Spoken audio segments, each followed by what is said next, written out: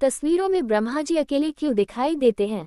Calendar में सृष्टि के रचयिता ब्रह्मा जी को अकेले देखकर लोगों को ये भ्रम होता है कि उनका विवाह नहीं हुआ था, लेकिन ये सच नहीं है। ब्रह्मा जी का विवाह हुआ था और उनकी पत्नी है देवी सरस्वती। फिर ब्रह्मा जी अकेले क्यों दिखाई पड़ते हैं? इसे जानने के लिए आपको ये कहानी पढ़नी होगी। जब सृष्टि का आरंभ हुआ, चारों ओर केवल शून्य था, न समय, न दिशा, न शब्द।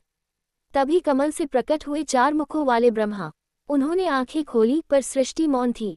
न ध्वनि थी, न लय, न ज्ञान। ब्रह्मा ने सोचा, सृष्टि को आकार तो दे सकता हूँ, पर उसे चेतना कौन देगा? उसी क्षण एक दिव्य प्रकाश फैला।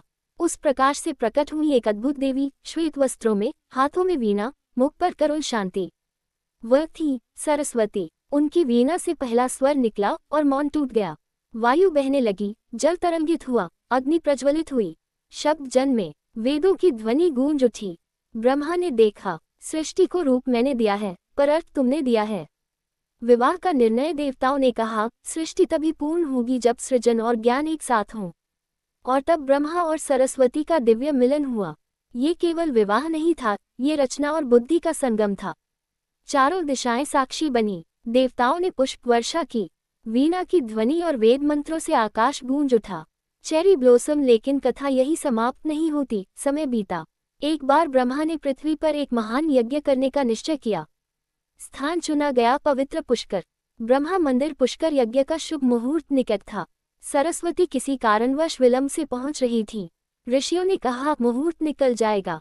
धर्म की रक्षा के लिए ब्रह्मा ने यज्ञ पूर्ण करने हेतु गायत्री से विवाह कर लिया। जब सरस्वती पहुंची, उन्होंने ये देखा। उनकी आंखों में पीड़ा थी, क्रोध नहीं, आहत सम्मान। उन्होंने कहा, हे ब्रह्मा, तुम्हारी पूजा पृथ्वी पर सीमित होगी। और तभी से ब्रह्मा के मंदिर विले हैं।